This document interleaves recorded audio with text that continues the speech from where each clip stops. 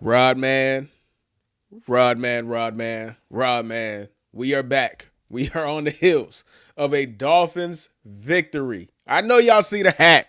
The hat is finally back after so many weeks of not being a part of the broadcast. Oh, Hold on, Herbie. Let me do this properly. Considering I'm wearing the Attitude Era WWF shirt, Herbie.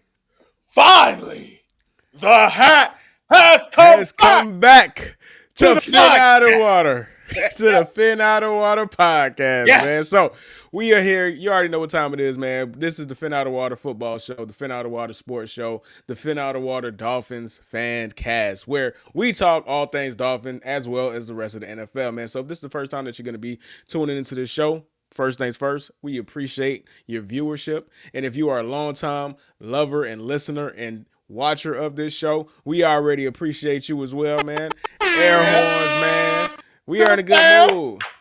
Yes, sir. To the We fam. are in a good mood, man, because the Dolphins gave us something actually good to watch for the first time in God knows how long, man. So, we have been very negative. We have been very, I'm gonna say, pessimistic when it comes to the Dolphins because they deserve it. This is a Absolutely. team that's been looking lifeless for 7 weeks up until this point. And then they go out and absolutely spank the absolute crap out of the number one defense in the NFL, man. So it just makes me wonder, what the hell are these Dolphins even, Rod? I'm not gonna lie to you, brother. What are they even? I'm confused, And man. But you know, Herbie, and the thing about this team, Herbie, and why this start has been so disappointing is the fact that a game like today shows you the talent that is still on this team, right? yes, Like that's what has made the first quarter plus of this season so frustrating. Is a fact, and that's not to say we have an all-star team, Herbie. Not at all. Like not in, at all. in terms of the elite teams, the better teams in the NFL, we definitely lack in some areas. But you would have thought that some of what we have would have made us competitive, and to a degree, it has. When you really think about the story of our season, turnovers have really played a huge part. But listen, Herbie, I'll tell you, fuck it. Let's get right back. Let's get into the game, right? We're here Well, now. let's we're gonna get into the game, man. So for anybody who's watching, man, we got to load the show. So we're gonna obviously break down the Dolphins game against the Falcons, as well as just have a little conversation in regards to Tua performance. We are gonna actually go outside of the NFL, but come back to the NFL because we're gonna have an opportunity to have a conversation about the NBA betting scandal, which is just absolutely ridiculously crazy, and it's just like this is where we are in sports. Like these things that should not be normal have become normal, and it should not be normal. What that story is insane, bro. So we're gonna talk about that. I'm gonna react to the Cowboys, who are absolutely getting their ass kicked right now.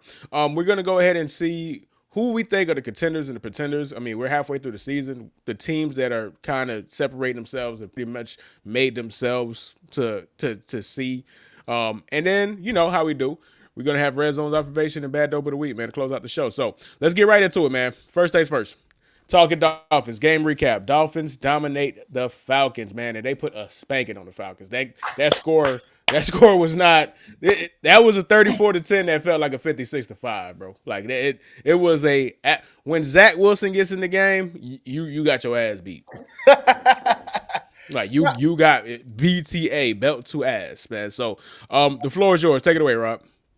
Well, look, Herbie, the thing about this game, Herbie, more than any other game this season, is the fact that the Miami Dolphins finally had a complete performance. For the first time this season, Herbie, our rushing defense showed up.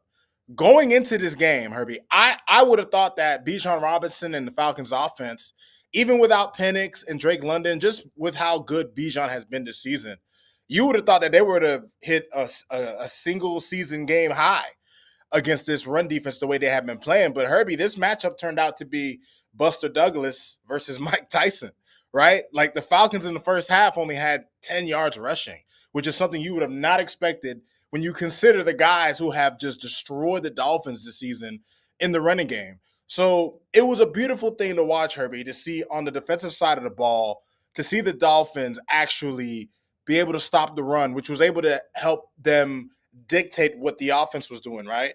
And on the other end, Herbie, we had a balanced attack. Mike McDaniel leaned in on the run. when his quarterback had a swollen eye and was wearing a visor for the first time. And I got to tell you, visor tour was on point. But a lot of that, Herbie, was in part due to the fact that the Dolphins actually committed to the running game. We and it wasn't just feeding Achane. We fed Ollie Gordon, who I can't believe it's taken this long for them to really start feeding him in terms of touches.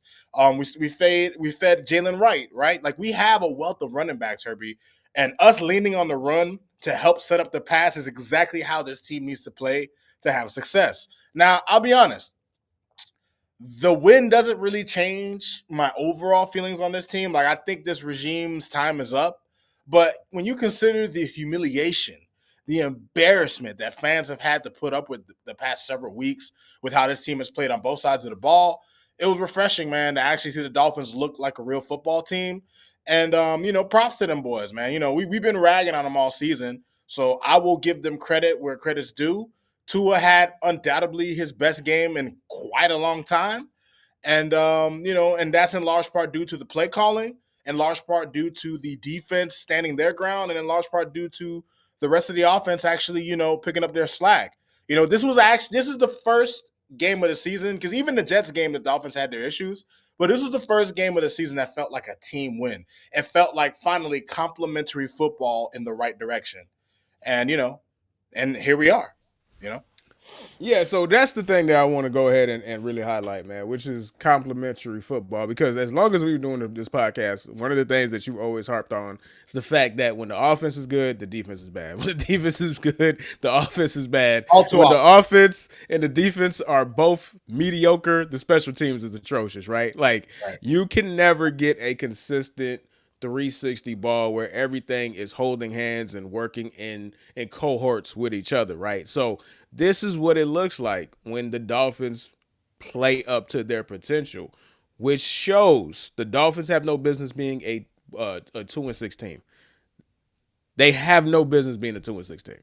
That was not a 2-6 team that we just watched at the Atlanta Superdome. Like, it's impossible, or the Mercedes-Benz Superdome, I should say. It's impossible.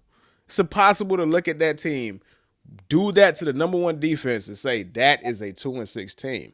And that's why Dolphin fans have been so pissed off with this current season, this 2025 roster. Because this 2025 roster was actually supposed to be like that the entire season. That Dolphins team should be at least 4-3, right? But we're not going to go ahead and too harp on that too much.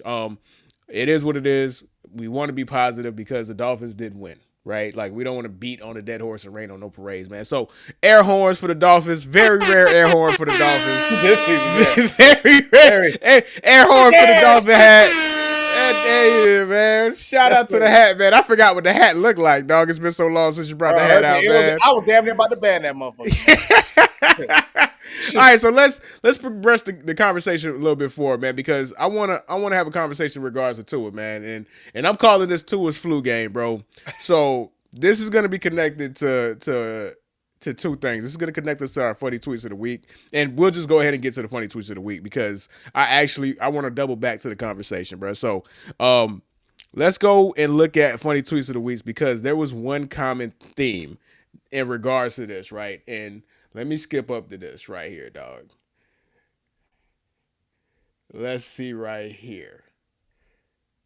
Bomb.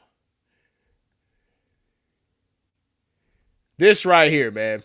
For the sake of the franchise, Tua might have to surgically remove his eye, dog. Like, everybody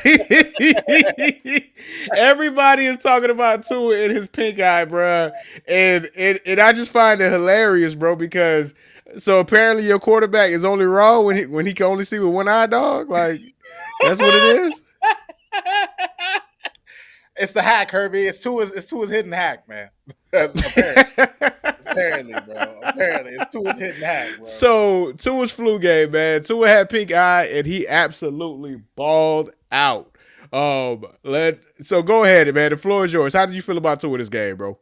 Well, listen, Herbie. When all things considered, when you consider the Falcons had the number one defense, and I know, like, overall the Falcons had some, they had injuries coming into this. No Penix, no Drake London. They were missing a good 5 or 6 starters, so they weren't at full strength. I got you. But they had a lot of their defensive talent, right? And, it was nice to see Herbie Tua resemble what the Tua that we saw today, Herbie, was the Tua of 2023. Even better when you consider the stakes, right? Because granted, the Falcons are now a losing team. I guess going into this game, they were 500, so I guess it doesn't count against their can't beat teams over 500 deal. But, the Falcons were considered a pretty decent team coming into this game. And to see him be able to play that way, considering how he looked against the Browns last week, right? And then you have no Waller this game. I think Waller is actually back on injured reserve. So we have less weaponry than we did coming into the game. He played well, man. And you saw a lot of things from Tua that we hadn't seen in a while, right? He was far more accurate in this game. He was much better with his anticipation than he's been in previous games this season. And it was just nice to kind of see a vintage Tua, right? To me, Herbie, watching it almost kind of felt like a farewell game. Like, it kind of felt like, damn, like, this might be the last year, or maybe the second to last year we really get to see Tua or feel anything about him. But I'll give him props, Herbie. I mean, to throw 4 touchdowns against the number one defense, especially the number one pass defense, I mean, that's an impressive thing to do no matter how you feel about a guy, right? Absolutely, right? So just to dig into it deeper, right? 20 for 26, 205 passing yards, 8 yards per attempt, 4 touchdowns, and only 1 sack for 8 yards, bro. And had a passer rating of 140. Like, that is what we expect from a dude, top that 5 touchdown QB. pass, and it's rare for Tua to make like a wild throw, but that pass to Malik Washington was a hell of a pass, bro. He's on the run, he throws it right in the only spot where Malik could get it. Malik makes a sick catch. It's probably one of the sickest throws of Tua's career, to be honest with you. An out of structure play that looked incredible. Yeah, and it was somebody it was a tweet I seen in regards to Tua. I forgot to save it, but the gist of what the person said was it was never about a lack of ability. It was never about a lack of talent. It's only about consistency with Tua, right? And you can say that about 80% of the quarterbacks in the league, right? Every fan base could say that about their quarterback unless they have one of those guys, right? But that's what separates you from one of those guys. So hopefully we can get this version of Tua for the remainder of the season, man. But now this comes to the last question before we progress throughout the rest of the show. And I have the tweet right here. Homie said, bruh, of course the Dolphins want to start balling, bruh, and ruin the top 3 pick on the line, dog. Or actually, let me get it. Dolphins, or let me pull the tweet up. It's actually pretty funny, bruh. Dolphins when the top 3 pickers on the line. Bengals game all over again, dog. So, Rod, do you feel like there's another 7-9 team that's coming, bro? Would you just be so mad if that's what happens, dog? Because you guys really should not be winning. Like, it's great, it's awesome, but do you actually want these guys to win? I'll say this, Herbie. It was nice to feel a win today, but it is in our best interest for the future to keep losing, right? And listen, nobody wants to lose, Herbie, but at the end of the day, this is like, I'll put it to you like this, Herbie. It would not shock me if the Dolphins rattle off a whole bunch of wins and just get themselves evened up, because we've done this multiple times in the recent decades, Herbie. Like, I can think of a few seasons where the Dolphins started 1-5, 1-6, and then by towards the end of the season they're 7-7. Like, we can never leave well enough alone. We don't know whether we want to be good. We don't know whether we want to be bad. We just want to remain in freaking purgatory. And to Randy, listen, Randy, I didn't even know you were a Falcons fan. Shout out to you, bro. Don't feel bad. Like, you guys didn't even have all your horses. You feel me? Like, you didn't have Penix out there. You didn't have Drake London playing. Like, it happens. It happens. And that speaks to a bigger problem with the NFL as a whole, bro. Like, I get it. This old generation, a lot of people say, oh, back in my day, blah, blah, blah, blah. Dude, these dudes are getting hurt because this is a very, very, very physical game, right? Like, my Cowboys had backups, the backups to the backups playing against the Broncos right now, right? Like, Trayvon Diggs didn't go. He's on IR. Like, we have cornerbacks and defensive backs that I never even heard of in the game. So this is just Lamar Jackson is not playing. Lamar Jackson didn't play against the Bears, and they found a way to lose to Snoop Huntley. Like, this is just what the NFL is. It is who is the healthiest team at the end of the year at this point. Cam Scatterbo just broke his ankle, right? Like, this is injury too. Yeah, that was super nasty, bro. So I hate that so many good players are not playing on every Sunday, but that's just the nature of the beast, dog. That's why you have to draft well. That's why you have to have a lot of depth. That's why you have to have a lot of good players, bro. Absolutely. And that's why the Dolphins have been in this situation, because the Dolphins, I can't ever think of a team that was a deep Dolphins team, bro. You ever had one, Herbie? I can't tell. Not in my lifetime.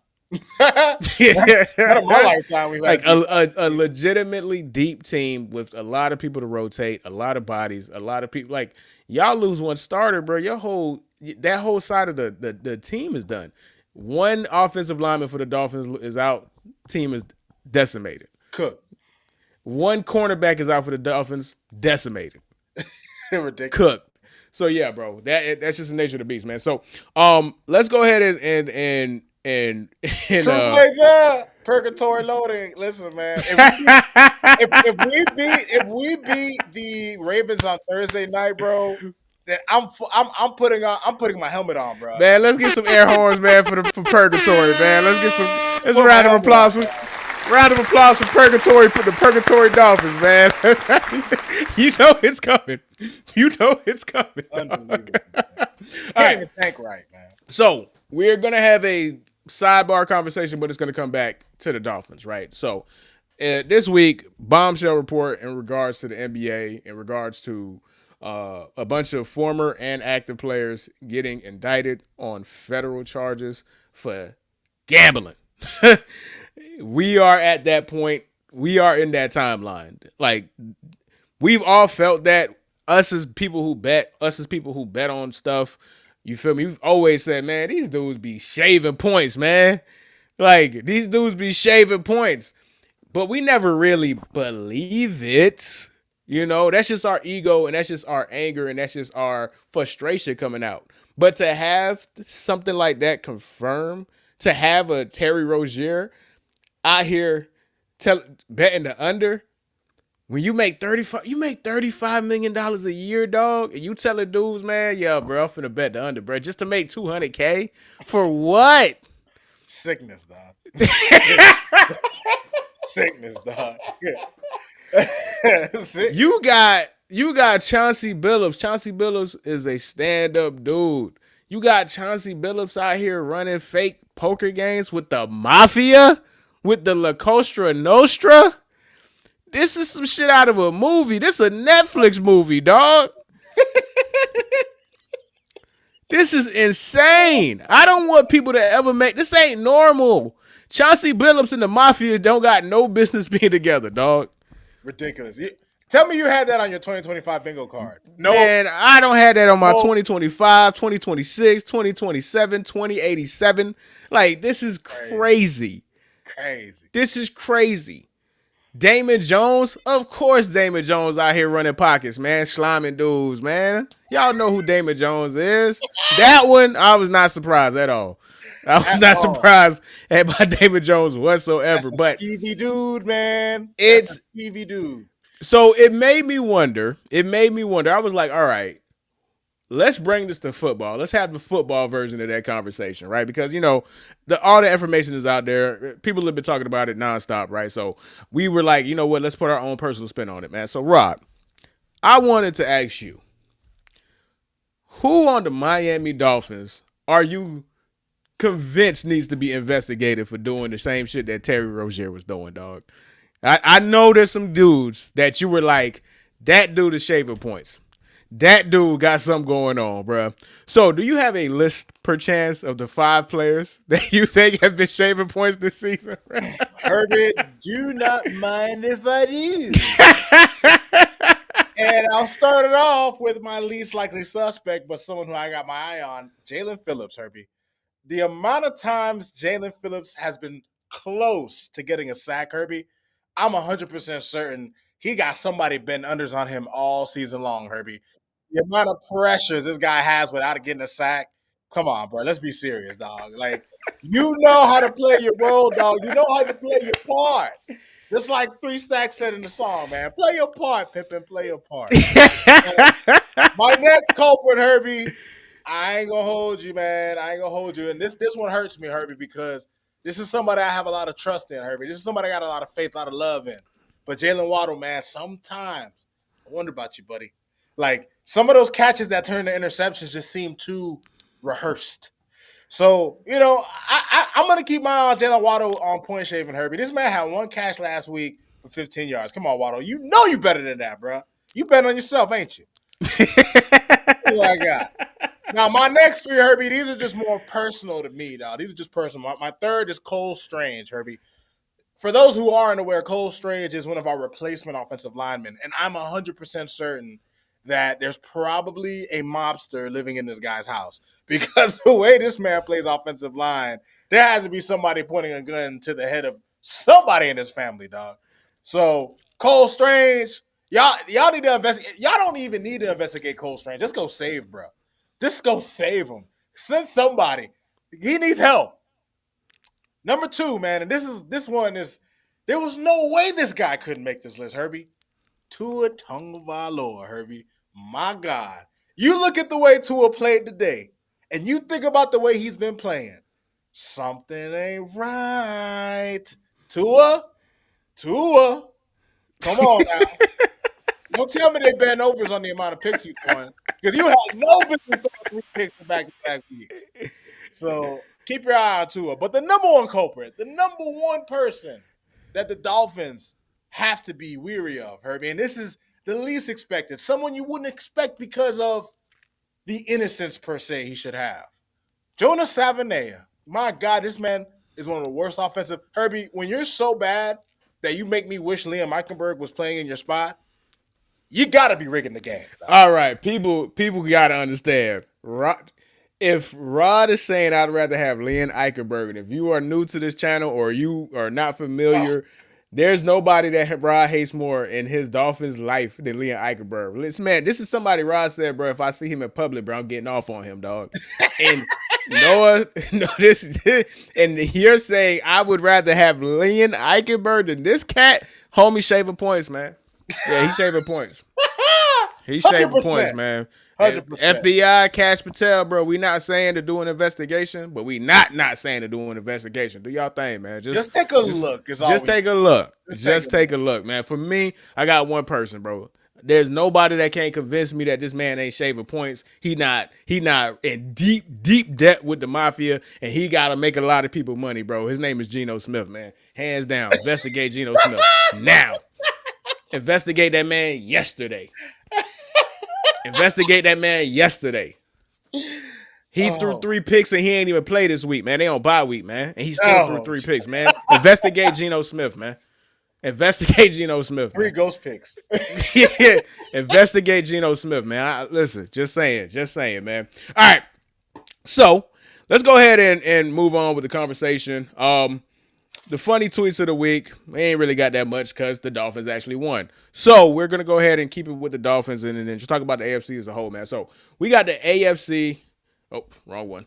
We got the AFC roundup, my boy. So, Rod, man, how do you feel about the AFC East so far, man? What do you think? Herbie, I got to give it to you, man. This was a great week for the AFC East. And when I was watching the Dolphins game, I was keeping an eye on the Patriots and Bills game. I'll be honest, I wasn't really watching the Jets game too much because I thought it was going to be a wash. And then, you know what? Let me get to the Jets first. Okay. Yeah, I want to first and foremost, on this podcast, we have our fun. We get at guys, we praise guys. It's all about what you've done for me lately. And I do want to give a shout out to Justin Fields. Absolutely, man. We've given this guy a ton of flack, and he showed a lot of heart today. And the Jets got their first win. I don't even have the level of hate that I normally have for my division rivals, dog. So I could actually look at the division from a somewhat objective point of view. Do I want these teams to lose still? Of course I do. Yeah, of course. Absolutely. But reality's reality, and a lot of these teams, and listen, we got some good teams in our division, Herbie. And it starts with the Patriots, man. And the Patriots game was probably the game that I paid the most attention to outside the Dolphins game. And it was a very interesting game to watch, Herbie, because the Patriots just showed me a lot of things that the Dolphins just could never do right now with this regime, right? And what I mean by that is the Patriots in the first half struggled, right? They only were able to kick 3 field goals. The Browns defense was really giving that offense fits. Myles Garrett is a monster. Dude had like 5 sacks. Man, that He boy. was like Will Campbell, boy. He gonna be seeing that nigga in his Yeah, nightmare. that's a welcome to the NFL game if you've ever had one. Like, You my know, goodness. My but goodness. when you watch the Patriots in the second half, Herbie, and you see the one thing that I can see Mike Vrabel really has as a head coach over Mike McDaniel, the second half adjustments, the creativity that they added in the offense in the second half. There was a play where they tossed it. They did it. I believe it was a direct snap to the running back, and then they threw it back to Drake May, who threw it downfield. Like the Patriots found ways to get the ball moving. Mhm. Their defense was making plays. And Herbie, I got to tell you, their schedule is easy moving forward. This is a team that is going to make the playoffs, but people better watch out because I see some people saying like, "Oh, they're just beating up on bad teams." But I actually think if the Patriots play one of the better teams in the AFC, they can give them problems because they kind of have everything you need. You have a stout defense or a defense that is forming that identity, and then you also have a decent running game, and you have a young quarterback who's blossoming. So, man, the Patriots, man, I was impressed. And the Browns defense is no slouch, Herbie. This is a Yeah, the Browns defense is definitely no slouch, right? you know what I mean? And then Yo, go ahead. oh no, and then I was just gonna touch on the Bills quickly. I mean, what is there to say, Herbie? Like every time, Herbie, every time I checked the Bills game, they were making a play. It was Josh Allen on a touchdown pass to Khalil Shakir. It was James Cook breaking for a touchdown. Hey, speaking of James Cook, man, we said it multiple times. James Cook, we know what you did, bro, and you fouled for that because that's your own brother, man. Ridiculous. You space jammed your own brother, dog.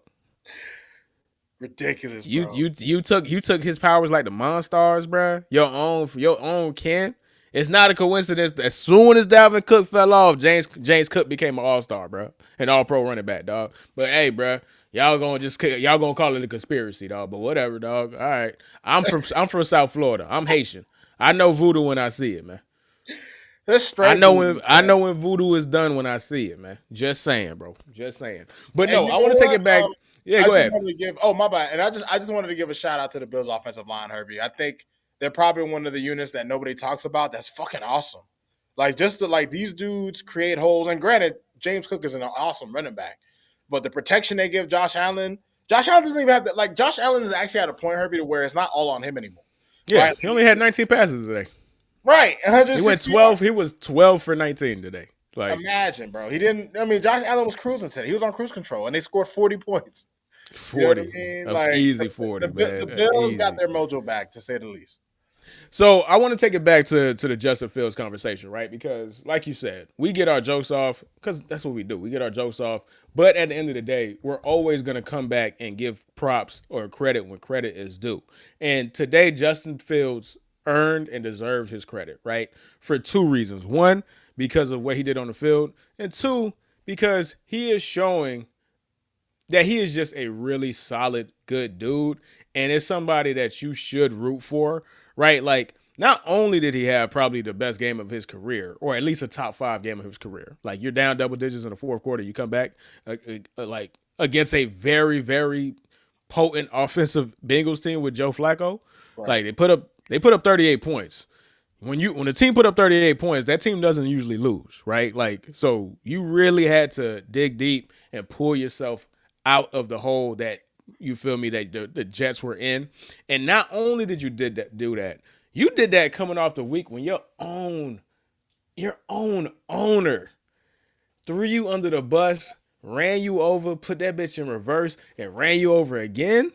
Like, that shows a level of character and a level of strength that I really wanted to highlight. And I'm actually happy that the Jets were able to win, just so I could see what. Okay, just so I could see what. Just so you root for stories like that, right? Like, you root for stories like that. So let me get the quote from Woody Johnson, right? Because I know you didn't know the quote, so you're going to see this live, bro. This is from an NFL owner, guys. An NFL owner. And it's going to make sense why the Jets effing suck. It's hard, and I quote, "It's hard when you have a quarterback with the rating we got. I mean, he has the ability, but something is just not jiving. If you look at any head coach with a quarterback like that, you're going to see similar results across the league. You have to play consistently at the position. This is an owner talking about his own quarterback, man, that he signed, bro. Damn, man. For real? Yes. That, yes. Randy Johnson said that about Justin Fields, bro. And this is what Justin Fields said today after today's win. And it just shows, the humility that he has, bro. And I'm really happy that he got to it, bro. He said that's outside noise at the end of the day. I get that he's the owner of the team, but that's outside noise. The biggest things was my teammates believing in me and my coaches believing in me, bro. How can you not root for that dude, bro? Like, yes, we get our jokes off. He might be ass next week and throw 45 have 45 passing yards in the game again. And we gonna give him that work. But today, man, we got to give a round of applause for Justin Fields, man.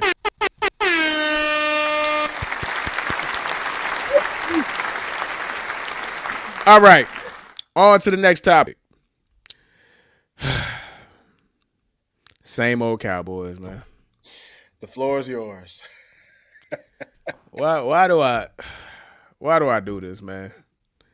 Why do I do this to myself, right? Like, hey, what's the point, dog?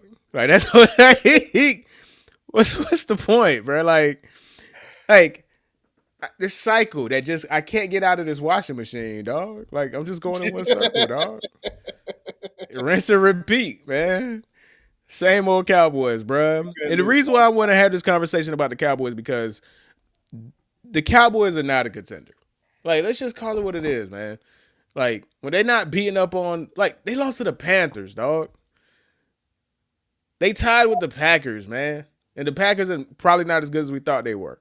Like, that's the Packers that almost lost to freaking Jacoby Brissett last week, right? So, they're getting their ass kicked by a good team. This team is exactly who I said they were at the beginning of the season, bro. What they say, bro, when you get with a bad bitch and then you realize why that bad bitch was single in the first place, dog? Yes, I fell for the hype. I fell for all the good passing stats and the exciting offense and how fun the offense looked. And the offense is fun. I got to take the L on that. Hands down was the right choice to get Brian Schottenheimer, right? I was very pessimistic. I was not bullish on that at all. I'm wrong on that. That aside, this is the same dudes, man. It's the same tools. It's the same team. You play a good team and you get punched in the mouth, dog. So let's move on from that and let's have a macro conversation. I'm just using the Cowboys as a intro to the real conversation that I want to have, which is who are the contenders and who are the pretenders in the NFL right now, man? So I have a list, and Rod, I'm going to just ask you feel me? Who do you think are the contenders and the pretenders, bro? So where is it? All right, so we're going to do it by division, and there's going to be some teams we're not going to even name. Like, we're not going to talk about the Jets. We're not talking about the Dolphins. We're not talking about the Titans, right? Like, we're not even going to say. Nah, for sure. There's teams that you can skip. Yeah, teams that's going to skip. 100%. All right, starting with AFC East, the New England Patriots. Herbie, I'm going to say that the Patriots are pretenders, but I'm only saying they're pretenders only because, not because I don't think they could actually compete against the best teams. I just think they just lack that experience. Like, I don't expect Drake May in his second year to go to a Super Bowl, right? To go through Mahomes and to go through possibly Josh Allen in the playoffs. Not saying it can't happen, but since I don't see the Patriots making it to the AFC Championship game. Can I see them winning a playoff game? 100%. But do I see them making a deep playoff run? I can't say I do right now. I can't say I do. All right, Buffalo Bills. Buffalo Bills, Herbie, they'll be contenders so long as Josh Allen is at the helm and James Cook is at the helm, right? They have two stud superstars, and their defense will be good enough. So they're always contenders as far as I'm concerned. All right, so let's go ahead and take it to the AFC North, man. And it's really a one-horse team. Like, we're just going to talk about one team, the Pittsburgh Steelers. Do you think the Pittsburgh Steelers are a contender or a pretender? My boy Trees, man. I would love to tell you that I think your Pittsburgh Steelers are contenders, but I just don't see contender from Pittsburgh, man. I see division winner. I see possible playoff game winner. But with old Aaron Rodgers, this Pittsburgh team, as good as they can be, I don't see them as a contender. No, pretenders. And then we got to the let's go down to the silliest division in all the football, man. The AFC South, man. So I'm gonna save the number one team in that division for last. I'm gonna ask you: do you think the Houston Texans are pretenders or contenders? Pretenders. Do you think the Jacksonville Jaguars are contenders or pretenders? Jacksonville. Pretenders. So Pretenders. let's go to the Indianapolis Colts, man. So the Indianapolis Colts won again, of course. They dominated again, of course. And now we're about to have a serious conversation what to do with with Daniel Jones. Daniel Jones is Daniel Jones is in MVP conversations. Like that's what do we do with that? Like what Deservedly so too. That's a great. like what timeline are we in, bro? Like seriously. This is not the craziest one, man. So, Rod, how do you feel about the Indianapolis Colts as a actual contender? Because we have to call them contenders, but do you actually really feel that they are contenders? Based on what we have seen so far this season, just basing it off of this season, not judging guys off of where they were in the past, they're contenders, Herbie. And the reason, and part of the reason why I say that is because they kind of have the formula that you can. They have a championship formula, right? You have a stout offensive line with a great running game. You have good enough weapons. You have a quarterback that can respond to the thoughts and teachings of the coach, who's a really good coach. And your defense, while they're not a great defense, they're a good defense. And the Colts, Herbie, you could argue the Colts are the most complete team in football from top to bottom. When you really look at them from a roster standpoint, like they are a complete team. And the only question mark you could really have is, can you trust Daniel Jones to compete against Mahomes in an AFC Championship game? I don't know about that, Herbie. Crazier things have happened. Nick Foles, a backup, beat Tom Brady in the Super Bowl. Who knows? But I do think the Colts are a legit contender. They have a winning formula in order to go all the way to a Super Bowl.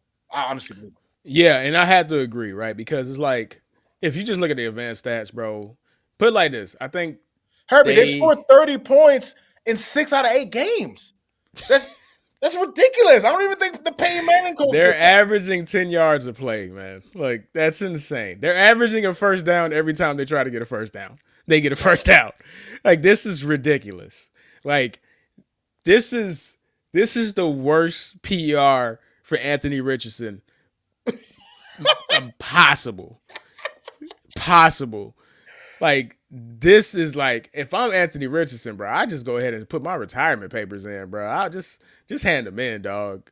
Like you could not have been that bad to hold this potential offense back, bro. There's no way, bro. What an indictment, man. So let's get to the actual most competitive division, in my opinion, in all of football, right? So that is going to be the AFC West, and that team that is going to have 3 teams. Obviously, the Raiders are not even in serious conversations. We're not going to talk about the Raiders, but you got the Broncos, you got the Chargers, and you got the Chiefs. The Chiefs are obvious contenders. We don't have to talk about them too. Right. So it's going to leave us with 2 teams.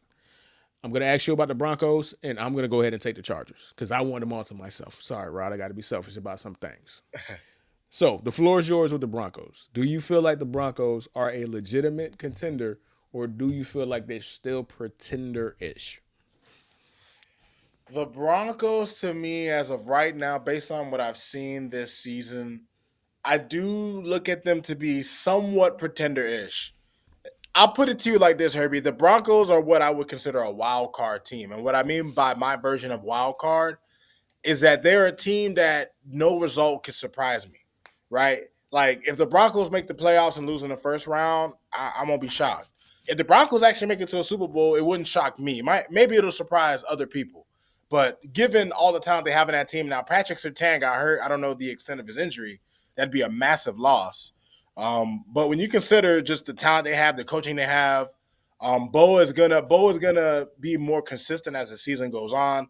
I do think the Broncos have all the pieces to compete with the contenders, but I don't know if they're quite there yet themselves in terms of their own mindset, right? Like they still have to go to the playoffs and win a playoff game, but they have all the tools to be contenders, right? I look at them as pretenders because they haven't really done it yet, but I wouldn't be surprised if in the end they were a dark horse. You know what I'm saying? I just wouldn't be surprised. Yeah, so let me piggyback off of that, right? Because I just pulled the game up. The game with the Cowboys is finished now, and they beat the dog is shot at the Cowboys like a contender would, right? So the only reason why we wouldn't call them a contender is just because we haven't really seen it, and it's like there's something that's holding us back. We want to actually see you in that. We want to see you in that space. They're Can you right get to an there. AFC? Yeah. Can you Yeah, get to they're an right AFC there. Championship game? Can you have a deep playoff run? Can you win a blowout? Right, but doing this to the Cowboys, yes, it was a depleted defense. Yes, it was a bunch of backups in. I get that. But 4 touchdowns from Bo Nix again. Um, absolutely just had their way with the Cowboys today, bro. Dak, you feel me? Lemon Booty Dak showed up, bro. 2 picks today, dog. You know, lemon pepper wing Dak, bro. Lemon pepper booty with Dak, bro. Just this guy, man. This freaking guy, man. Just believing in this dude, man. Believing in this dude, man. Uh, Burn you every time, huh? burn you every time, man. Burn you every time, man. But it, I definitely want to see them, right? Because I'm gonna say they're a contender because they're doing what a contender's supposed to do. Like if you're leading the division that has the Chiefs in it, bro, and you're doing it twice, this ain't a fluke. You know what I'm saying? This is I want to say going back to last year.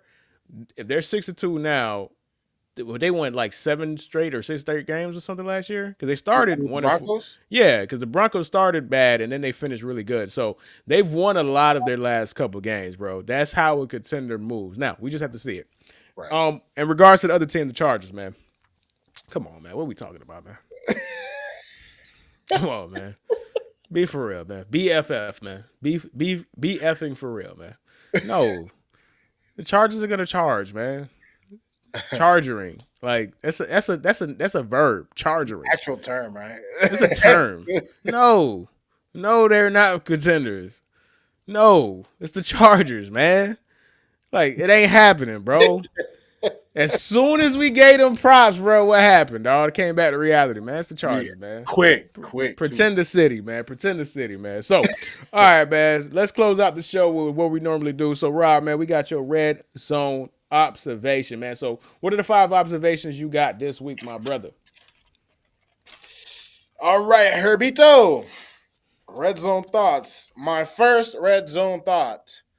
Cam Ward looks pissed every time they pan to the man on the sideline with the camera. And I know Cam Ward was in Florida a long time. I think he just has that Florida boy, that South Florida boy look on his face. Or he could just not be having a good time. I feel like the Titans being the quarterback for the Titans is not the best time. Although I will say, from what I have seen from Cam, I haven't watched too much of the Titans, I'll be honest. But from what I've seen, he's shown flashes. He has shown flashes, and if I'm a Titans fan, I wouldn't be too down on him as much as I would be down on just everything going around him, right? Second red zone thought. Daniel Jones and the Colts are the feel-good story of the NFL. And we've kind of talked about the Colts a little bit on this podcast. The only thing I'm going to bring up now, Herbie, is just the fact that this is a huge indictment, I think, on Brian Dable and even more so on the Giants. Because for this guy, for who everyone thought was just going to be a career backup, to go and be a leader of a historically good offense, I think that says more about the dysfunction of the Giants than it does about him, right? And it's nice and Herbie, I'm a big fan of redemption stories, and it's not often that you see a reclamation project that quarterback actually work out. But it's working out. It's doing wonders for the Colts, man, and it's a really nice thing to see. Third red zone thought. Caleb Williams and the Bears are my donkeys of the week, mainly because they lost me money. Let me tell y'all something, man. Let me tell y'all something out of Water Fam. I had a ticket that had the Texans to win. I had on this same ticket, I had the Eagles to win. I had the Patriots to cover. I had the Bills to cover. I had an anytime touchdown with Saquon. I had who else? I had CJ Stroud, the over. The only motherfuckers on my ticket that fucked me up were the freaking Bears. The Bears! God damn it! Oh man, I'm sorry, y'all. That's God, like the Bears got to do better than this, man. Bears, y'all got to do better. Tyler Huntley, Snoop Huntley, the Snoop Huntley Ravens for real. That's who y'all gonna lose to, man. Nah, man. Y'all threw that one. I'm gonna forever believe that. Talking about the Cowboys, Herbie. Watching this version of the Cowboys takes me back to the 8-8 Tony Romo years, Herbie. That's how I felt before Dak started throwing picks. I just remember watching some of that game on Redzone, thinking to myself, like, damn, dog, like, no matter what Dak does, like, these Cowboys ain't gonna help him out. But then Dak started also adding to the party. My final red zone thought, Herbie, and this is more directed towards some of our viewers, some people who made comments on one of our videos last week in regards to the second year quarterbacks. There was a lot. There were quite a few guys in the comments who were just like, "Yo, man, Spencer Rattler." So I tried to kind of watch him in this game, Herbie, and this is my final red zone thought. I keep trying to sell myself back on Spencer Rattler, and I just don't see it, man. I'm sorry, Spencer Rattler fan. I don't know what y'all boys seeing this man, dog. I don't think I think he is average at best. I don't know. It's funny, no matter who a player is, everybody has their fans, right? Like, no matter who a quarterback is, even Tua, as bad as Tua has played this season, there are still people coming out the woodworks ready to throw pom-poms and confetti to say that he's not one of the worst quarterbacks they've seen this season in some of these games. But yeah, these are my 5 red zone thoughts of the week.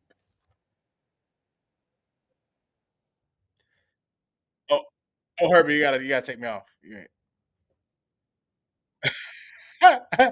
Yeah, there we go. If you a Spencer Rattler fan, you need a lobotomy, man. I'm sorry, man. I'm sorry, man. Like, I get it. Like you said, every quarterback has their fans, bro. Can't be a Spencer Rattler fan, dog. Like, what you talking about, man? Like, Hey, you bro, come up to me with a Spencer Rattler jersey, dog. I'm calling the cops immediately, man. There was a bunch of dudes in the Drake May video that we posted last week, like, yeah, man, Spencer Rattler's underrated. I'm like, man, bots. That's Russian bots, man. That was the Chinese bots, man. Ain't no way. Ain't no way. Ain't no way. You walk past me with a Spencer Rattler jersey. I'm calling the cops. I think homie got one win in like 10 tries. I'm gonna say that man is a man he's probably gonna shoot up a building, bro. Get this man off the streets. You gotta protect society. You can't be a Spencer Rattler fan, man. You can't be, man. Ain't no way, man. All right, man. So you got your red zone observation, man. It's time to close the show with my bad dope of week 8, and we go ahead and look forward to week 9, man. So if this is your first time watching, man, we have a thing where we do red zone observation, which is what Rod did, and I do bad dope of the week, man. Bad dope of the week is a player, coach, or team that had an impossibly bad performance for the week, man. And week 8's nominee, man, I feel bad. It's a young rookie. It happens. Everybody has a welcome to the NFL moment, man. But the bad dope of the week, man, is Will Campbell, man. Ooh-wee. Ooh-wee. Patriots offensive lineman Will Campbell, man. Left tackle for the Patriots, man. He had a day. And by me saying he had a day of letting Myles Garrett whoop his ass to the tune of 5 sacks. Could have been 6. So here's Myles Garrett having Will Campbell booty shaking, man. It was a long day for the rookie. Oh my God. had Will Campbell twerking. Had that boy shaking ass all day long. This was a rough first game. It was not close. He had 3 sacks in the first half, man. Yeah. Will Campbell, man, bad dope of the week, man. To quote the great philosopher Steve Smith Sr., man, ice up, son. Ice up, man. And that is going to be it for our week 8 recap, man. So, Rob, man, any last thing before we get up out of here, brother? We didn't discuss this at all pre-show, but I just wanted to make this is quick NBA thing. Wemby is completely fucking everybody's heads up, bro. Absolutely, he's a freak of nature. He broke foot. This is like now. I know what it felt like when Wilt hit the scene, bro. Yeah, this is Wilt. Yes. This is Wilt, like the freak of nature who was just significantly better than everybody by being a physical specimen.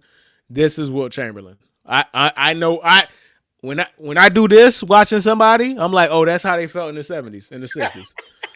I get it. I get it now. For Anthony Davis, bro, to say, man, hey, man, there should be a height limit because he got abused so thoroughly by this man. Dog, that game, go watch the game.